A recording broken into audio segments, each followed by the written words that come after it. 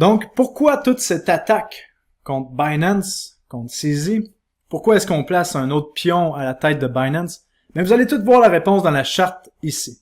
Ben, pas la charte, mais le tableau ici. Donc, vous voyez, on a les volumes de transactions des plus gros exchanges au monde. On voit que Binance était le leader incontesté. Vous voyez 4,5 milliards de volume normalisé. Les deuxièmes sont loin derrière, là, avec moins que la moitié. Encore plus si on va dans les produits dérivés, tous les contrats futurs. Regardez-moi ça, on parle de 30 milliards de valeur en dollars qui a été transigé sur Binance. On a plus de 9 milliards en open interest, donc en position ouverte. C'est le leader incontesté. Et vous voyez chaque transaction qu'il y a ici, du 30 milliards de dollars, ben Binance se fait un frais. Il y a toujours un petit frais qui rentre dans les poches de Binance et tous les exchanges que vous voyez ici. Et là, qui est-ce qu'on a vu qui veut rentrer dans le marché des crypto-monnaies? Ben oui, vous l'avez vu, on a BlackRock, Fidelity, Invesco, tous les plus gros joueurs de Wall Street, de la finance traditionnelle, qui ont dit, ben écoutez, les gars, tous vos exchanges, Binance, Bybit, BitGet, c'est bien beau, là, mais nous, on arrive. Fait que vous tassez. Les gars de Wall Street, les mecs en suit, sont en train de prendre le dessus sur les mecs qui portent des jogging et des hoodies. C'est ça qu'on est en train de voir. C'est une prise de contrôle. Tout n'est que contrôle. Et là, il n'était pas question qu'on ait un ETF adossé au Bitcoin Spot qui va faire exploser le prix du Bitcoin. Si les plus gros exchanges par volume sont contrôlés par des gens qu'on peut pas contrôler. C'est ma théorie. Je vous laisse faire la vôtre. Mais selon moi, on vient d'enlever un épée de Damoclès au-dessus de la tête des cryptos qui était majeure. C'était Binance. Parce que la question, c'est est-ce que Binance va s'effondrer? Ben, selon moi, pas du tout. Binance devrait continuer de bien aller. Après ça, la question, ben, est-ce que je devrais laisser mes crypto-monnaies sur Binance, Paul? Qu'est-ce que je fais? Combien de fois je vous ai dit, ne laissez pas vos crypto-monnaies sur des plateformes d'échange. Envoyez vos crypto-monnaies dans des portefeuilles décentralisés où est-ce que vous pouvez contrôler vos crypto-monnaies. Et si vous savez pas comment faire, ben, maintenant, vous le savez, la formation de base qui montre exactement comment faire ça est gratuite pour vous. C'est mon cadeau pour la communauté crypto. J'espère que ça va pouvoir aider plusieurs personnes.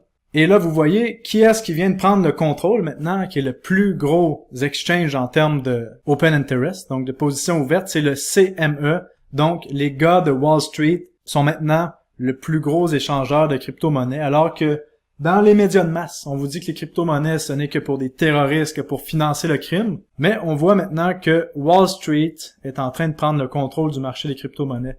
Moi, ça me fait un dégoût profond intérieur, surtout qu'on le sait que le plus gros cartel au monde, ça ressemble à ça. C'est ça le cartel. Le cartel le plus fort au monde qui est protégé par l'armée américaine. C'est ce genre de personnes-là, de personnes ou d'entités qu'on pourrait qualifier de non humaines. Regardez les visages. Est-ce que c'est humain selon vous? Pensez-y. Mais ces personnes-là, c'est les gens les plus puissants au monde qui contrôlent la finance et là qui voulaient avoir le contrôle sur le marché des crypto-monnaies et ça vient d'être fait. Donc à partir de maintenant, qu'est-ce qui va arriver? Possiblement qu'on a devant nous le plus gros cycle haussier de l'histoire des crypto-monnaies qui va arriver dans les prochains mois. Est-ce que ça veut dire qu'on va monter en ligne droite et que les crypto-monnaies ne descendront pas? Non, pas du tout. Selon moi, on va avoir encore un cycle de montée parabolique suivi d'un crash. C'est la nature des crypto-monnaies pour l'instant et l'adoption des technologies.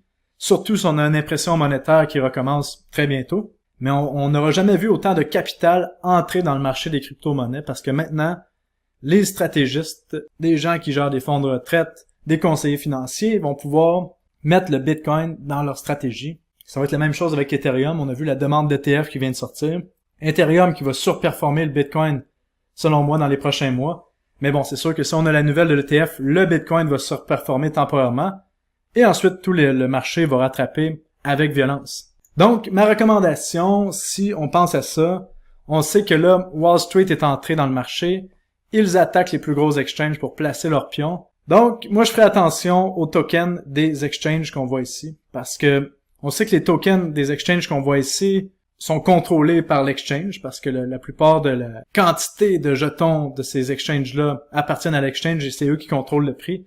Mais il faudra faire attention parce que là, si on voit Wall Street qui se met à attaquer toutes les autres plateformes où est-ce qu'il y a le plus de dérivés, ça peut être dangereux. Donc, ne gardez pas de crypto-monnaie sur les exchanges, un autre point important. Et ça, qu'est-ce que ça va amener? Ben, ça va amener un narratif. Comme d'habitude, chaque fois qu'il y a une action, ben, ça cause une réaction. Et là, la réaction, c'est que, selon moi, on va voir tout ce qui est les crypto-monnaies en DeFi, en dérivés, exploser. Parce que il y a des gens qui veulent pas participer à ce qu'on est en train de voir là, qui vont vouloir faire du trading on-chain. Donc, surveillez les projets qu'on voit ici. Ça peut être intéressant de prendre des positions. Mais est-ce que ces projets-là peuvent être attaqués? Ben oui, certainement. Même si c'est des projets qui se disent qu'ils sont en finance décentralisée, il y a quand même des fondateurs, il y a une compagnie derrière ça qui peut être attaquée. Mais selon moi, il va y avoir un narratif parce que ça prend toujours une histoire, une raison. Tous les humains ont besoin d'une raison pour expliquer quand une crypto monte ou un actif bouge. Et là, on a une sacrée bonne raison avec ce qui vient d'arriver avec Binance. Donc, ces crypto-monnaies-là risquent de monter. Et puis là, vu que ces crypto-monnaies-là vont monter, ben là, il y a des gens qui vont investir parce que ça monte, et là, ça va monter encore plus, et là, ça va créer un narratif. Voilà, c'est comme ça que ça marche. Donc, si on regarde ça, on se souvient qu'en 2020, on avait le CEO de BitMEX qui avait été attaqué aussi par le département de justice américain, qui avait démissionné, et après ça, ça avait causé le plus grand cycle haussier qu'on avait vu, où est-ce que le Bitcoin avait passé les 14 000 jusqu'à 64 000 $ en ligne droite. Et là, comme par hasard, au début du cycle haussier, on voit un autre personne qui se fait sacrifier. Est-ce qu'on va avoir la même réaction? Ben, c'est possible. Ah, et j'aimerais vous montrer un truc pour les gens qui pensent que Binance est si méchant. Regardez le nombre d'argent qui a été payé en amende par les plus grandes banques au monde.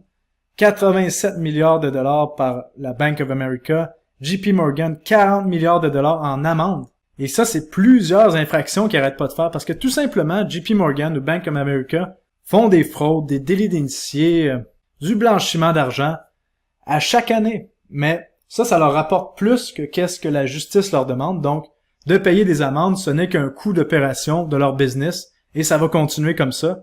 Sauf que la différence, c'est que ces banques-là sont une seule et même entité avec le gouvernement. Donc, c'est pour ça qu'ils peuvent se permettre de continuer leur petite gamique comme ça. Mais là, la question, c'est est-ce que l'ETF adossé au Bitcoin Spot est sûr d'être accepté? Ça veut dire, ben, il y a des bonnes chances que oui. Je pense que selon moi, Binance était le dernier pion à tasser avant qu'on puisse vraiment instaurer l'ETF Bitcoin. Mais, on peut être sûr de rien. Vous savez pourquoi on peut être sûr de rien? Parce que le destin de l'ETF Bitcoin Spot est entre les mains de cet homme, l'honorable Gary Gensler. Est-ce qu'on peut faire confiance à Gary Gensler? Ben, non.